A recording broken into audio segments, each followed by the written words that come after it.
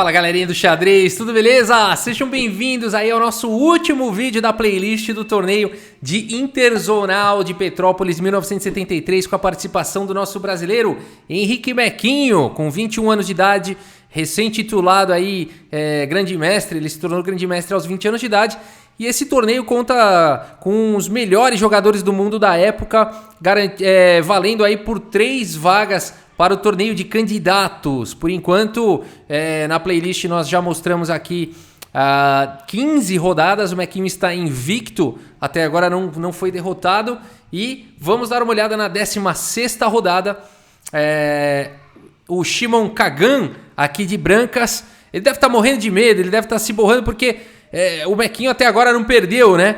Então o Shimon Kagan de brancas aqui contra o Mequinho, e ele abre aqui com E4, o Mequinho responde aqui com C5, a defesa siciliana, cavalo em F3, D6, D4 aqui pelo Shimon, C por D4. Fala galerinha do xadrez, tudo beleza? Sejam bem-vindos aí ao nosso último vídeo da playlist do torneio Interzonal de Petrópolis 1973 com a participação do nosso brasileiro Henrique da Costa Mequin, o Mequinho, aos 21 anos de idade aqui. Ele se tornou grande mestre aos 20 anos, tá jogando esse torneio aqui que é fortíssimo, apenas os melhores jogadores do mundo, torneio que vale aí 3 vagas para o torneio de candidatos. Até agora na nossa playlist eu mostrei 15 rodadas, o Mequinho está invicto. E agora vamos para a 16ª rodada. Shimon Kagan, aqui de brancas, contra o Henrique Mequin, contra o nosso brasileiro Mequinho. E o Kagan abre aqui com E4, temos C5 pelo Mequinho, cavalo em F3, D6 e aqui D4, abrindo a defesa siciliana. C por D4, cavalo por D4, cavalo em F6, cavalo C3 e cavalo C6. Então aqui pelo Mequinho, a variante clássica aí da defesa siciliana. G3, E6, e aqui bispo em G2, então. Bispo D7, roque, bispo em E7, o Mequinho já se preparando aí para fazer o roque. Cavalo de D em E2 e A6, então pelo Mequinho. A4, roque, finalmente colocando aí o rei em segurança e H3. A gente tem aí uma abertura muito bem jogada por ambos os jogadores. Dama em C7 agora pelo Mequinho, conectando as torres e também já fazendo uma certa pressão na coluna C. Rei em H2 saindo aqui dessa diagonal, protegendo também o peão de H3 e preparando um avanço com F4, dando a casa de G1 para a torre. Enfim, perigoso aqui para o Mequinho. Torre de F em D8, bispo em E3, desenvolvendo a última peça menor, torre de A em C8, e agora a gente vai para o meio jogo aí, porque o Shimon Kagan completa a sua abertura fazendo lance dama D2, essa bateria de dama e bispo, e agora bispo em E8, então pelo Mequinho, preparando o lance D5, a partida segue com F4, B6, F5 e agora cavalo aqui em E5. B3 e finalmente o Mequinho consegue então jogar aqui o lance D5, E por D5, E por D5 e agora bispo aqui em D4, bispo em C5, propondo aí a troca dos bispos, torre de A em C1, melhorando aqui a proteção do peão de C2, afinal de contas existe uma enorme pressão na coluna C, e agora bispo em C6 pelo Mequinho. Dama em F4, colocando forte pressão no ponto de E5, bispo em D6, protegendo, e agora é bom tirar a dama dessa diagonal. Dama em H4, a dama continua protegendo aqui em G3, muitas peças protegendo esse peão. E agora B5, simplesmente pelo Mequinho, ganhando espaço aí na ala da dama. A por B5, A por B5 e agora o cavalo vem para F4, levando mais peças aí para o ataque na ala do rei. Dama B7 pelo Mequinho, torre de C, agora em E1, pressão total aqui no ponto de E5. Torre em E8 protegendo e agora a torre em E3, preparando aí para dobrar as torres. Esse lance também coloca uma proteção em C3 e em G3. B4 foi jogado, atacando aqui o cavalo do Shimon Kagan, e o Kagan aqui não fica com medo na posição e faz o lance torre de F em E1. Então ele não tenta proteger aqui o cavalo e parte para um contra-ataque aqui em E5. O Mequinho aceita essa troca, faz B por C3, bispo por E5, bispo por E5 e depois de torre por E5, então recuperando aí a sua peça, o Mequinho faz o lance de cavalo em E4, muito legal, cortando aqui a conexão das torres. A torre agora está atacada, portanto torre por E8, cheque, torre por E8 e cavalo em H5. A posição é bem perigosa, né? O Shimon Kagan aqui está jogando com muita coragem e está partindo para cima do Mequinho. Agora, enfim, muitas peças aqui se juntando contra o rei do Mequinho. O Mequinho segue com F6 e agora bloqueando o peão que poderia estar avançando para F6 e agora cavalo em F4. Quem sabe de olho na casa de E6. Torre em E5 para a torre não ficar bloqueada, imediatamente atacando o posto desse cavalo. E agora G4 protegendo o peão e dama B8 aqui pelo Mequinho. Que partida, hein, meus amigos? É uma partida bem difícil aqui para o Mequinho. As chances aqui são iguais para os dois lados. No entanto, aqui eu não sei como é que estava a questão do tempo. Me parece que ambos os jogadores começam a ficar apertados no tempo. Aqui eu não tenho esse registro, mas o Shima aqui começa a fazer o lance rei H1 seguido de rei H2. Então rei H1 não é o lance mais ativo aí da posição. Dama em A7 agora pelo Mequinho, rei H2, esperando para ver o que o Mequinho, se ele consegue avançar aí na posição. E o Mequinho vai melhorando a posição, já centralizou a dama agora com dama D4, cavalo em E6 pelo Shima e agora a dama aqui em D2. A torre vem para A1 e essa posição ela é perigosa, afinal de contas já existe uma pressão aqui em A7. A torre está numa coluna também, está de olho aqui na casa de A7, A8 não está disponível, mas de A7 a torre vai estar atacando lá em G7.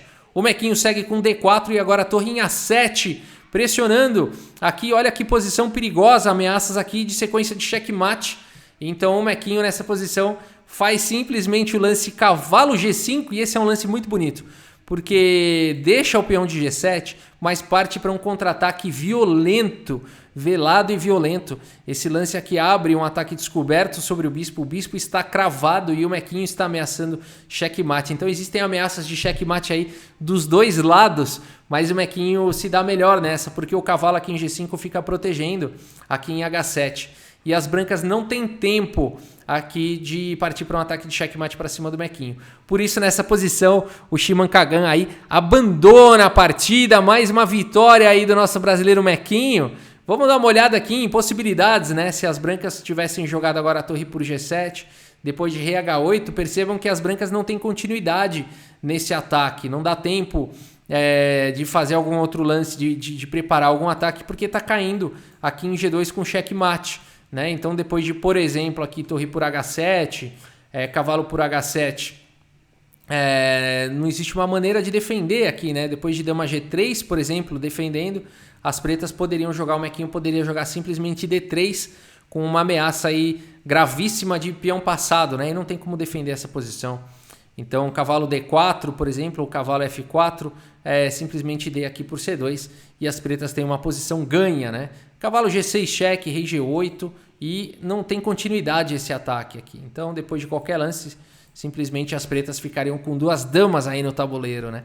Muito bonito, muito bonito. Outra possibilidade aqui depois de cavalo G5 seria jogar dama G3, então protegendo aqui o bispo, mas aí viria cavalo em F3 cheque e depois de rei H1 torre E1 com checkmate em mais alguns lances, né? Aqui as brancas teriam que entregar a dama realmente e aí depois de mais alguns lances a gente teria checkmate aí na posição, né? Então realmente não tem como aqui. Vamos dar uma olhada, né? Então a partida foi muito bem equilibrada.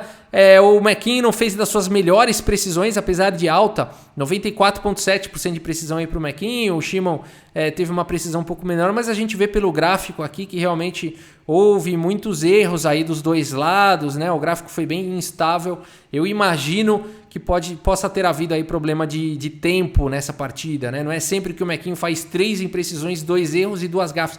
Acho que é a primeira vez no torneio inteiro que a gente tem um erro, inclusive, aqui do Mequinho, se eu não me engano. Gafe com certeza e erro, se eu não me engano, é a primeira vez.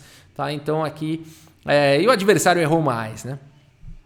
E com isso o Mequinho continuou invicto e na última rodada ele pegou aqui o Ljubomir Jubojevic. Essa partida eu vou apenas passar os lances, porque acabou em 13 lances. O Mequinho simplesmente abriu aqui de brancas com a abertura inglesa, o Ljubomir foi desenvolvendo, mas acho que ninguém mais estava afim de jogar aqui, estava todo mundo cansado, porque depois de mais algumas trocas aí, mais alguns lances, os dois jogadores falaram, chega, vamos tomar um lanche, vamos comer um sanduíche aí, acabou o torneio. E o Mequinho com isso, pessoal, garantiu a sua invencibilidade no torneio e, pasmem, garantiu aí a primeira colocação no torneio interzonal de Petrópolis, ganhou a sua vaga para o torneio de candidatos.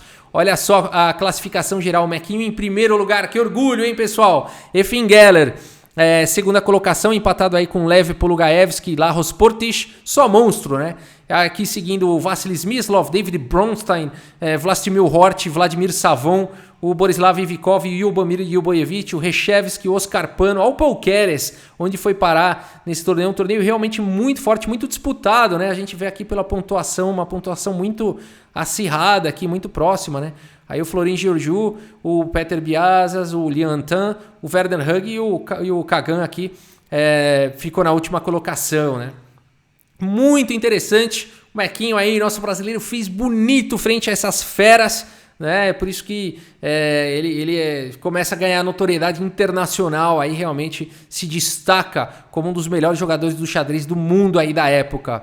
Beleza, pessoal? É isso. Espero que vocês tenham gostado aí da nossa playlist aí do Mequinho, né? Que momento da carreira dele. A gente tem também outras playlists muito interessantes para fazer no futuro, como o torneio de candidatos, o torneio também interzonal de 1970 de 73 foi esse, de 76, se eu não me engano, que o Mequinho também participou e jogou bonito, tá bom? Então a gente segue no futuro com outras playlists, é claro que agora a gente vai variar com outros conteúdos, tá bom? Mas no futuro a gente vai ter sim mais playlists aí do nosso herói, da nossa lenda viva do xadrez brasileiro, o Henrique Mequin, o nosso carinhosamente aí chamado como Mequinho. Tá bom, pessoal? É isso, muito obrigado aí pela sua audiência, um grande abraço para todos vocês e até a próxima, valeu!